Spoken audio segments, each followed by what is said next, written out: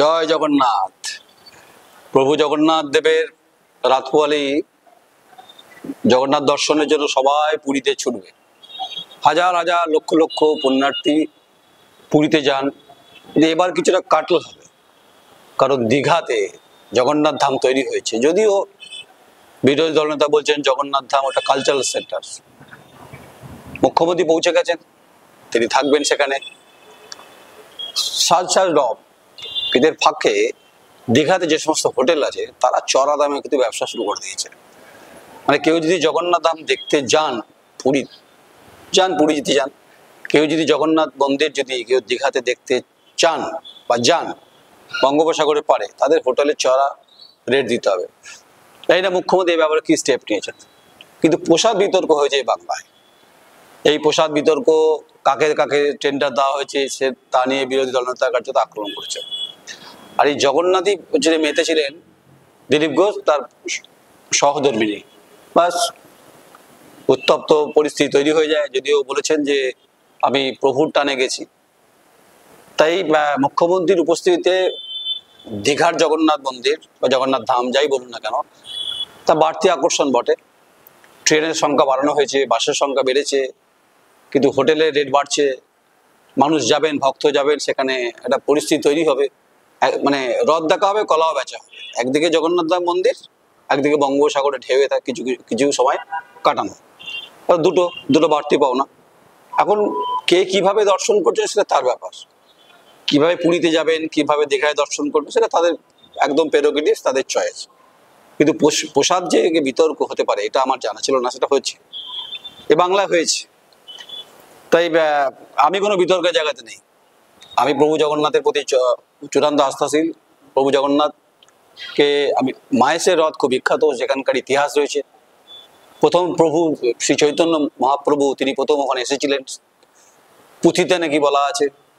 এবং সেখান থেকে নীলকণ্ঠ পাকে নাকি উড়ে গেলেই তবে কিন্তু হচ্ছে পুরীর জগন্নাথের রথ টানা হয়। এই সমস্ত ইতিহাসে সমস্ত ইতিহাসবিদরা বলেছেন, লিখেছেন।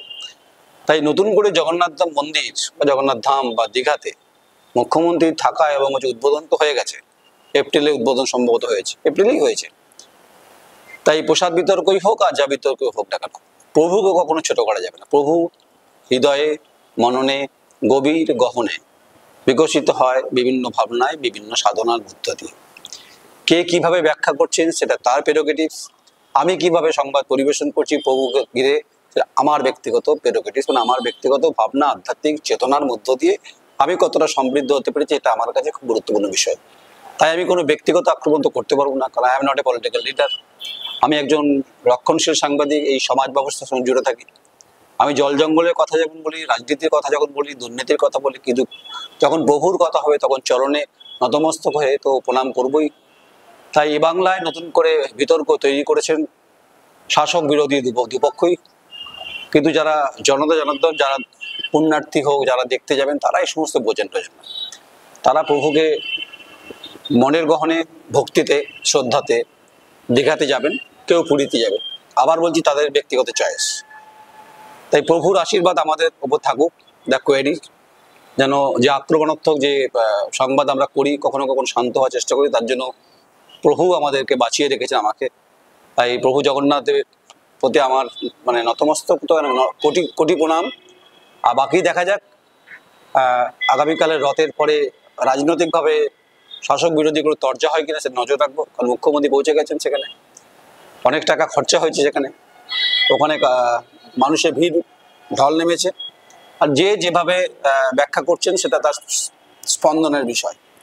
আমার স্পন্দন হচ্ছে আমি ঈশ্বরকে আমি মনের ভেতর থেকে আধ্যাত্মিক চেতনার মধ্য দিয়ে স্ফুলিঙ্গের মতো দেখতে চাই বা দেখার চেষ্টা করি।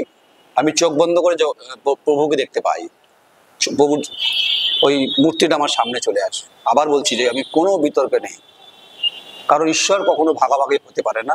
ঈশ্বরকে নিয়ে ভাগাভাগি দয়া করে করবেন না। যে প্রত্যেকটি সম্প্রদায় তাদের ভাবনা উজাগর এবং তাদের ভাবনা সাধনার মধ্য দিয়ে ঈশ্বর বা যেভাবে গডকে ডাকুন না কেন, আল্লাহকে ডাকুন না কেন, সেটা তাদের ব্যাপার। তাই প্রভু জগন্নাথ দেব যখন বিতর্কের ঊর্ধ্বে, কিন্তু প্রভু জগন্নাথ যখন বিতর্কের নিচে, তার জন্য দায়ী হয়েছে পলিটিক্যাল সিস্টেম, যা ইতিমধ্যে শুরু হয়েছে। তাই সবাই যাবেন, সবাই দেখবেন। আপনারা পুরী হোক, দীঘা হোক যাবেন, আমরাও যাব। তাই সবাই ভালো থাকবেন। রথযাত্রাতেই মাত্র খুঁটি পুজো শুরু হয়ে যাবে, দুর্গা পুজোর এই সময় থেকে বেশ আমেজ আমেজ ভাব। শ্রাবণ মাস, এরপর ভাদ্র মাস, আকাশ নীল হবে, দুর্গাপুজো চলে আসবে। আপনারা ধরে নিন আগামীকাল থেকে দুর্গাপুজোর ঘন্টা কিন্তু বেজে যাবে। তাই সময় পেলে যাব। আর প্রভু আমাদের আগামী দিনের ক্ষেত্রে, লড়াইয়ের ক্ষেত্রে অন্তত শক্তি দাও, অন্তত বিভিন্ন ক্ষেত্রে যে শক্তি অর্জন করে আমি আমার মৌলিক যে ভাবনা এবং বিকশিত করার যে বিষয়গুলো সমাজ ব্যবস্থার ক্ষেত্রে চেষ্টা করব। সবাই ভালো থাকবে। জয় জগন্নাথ।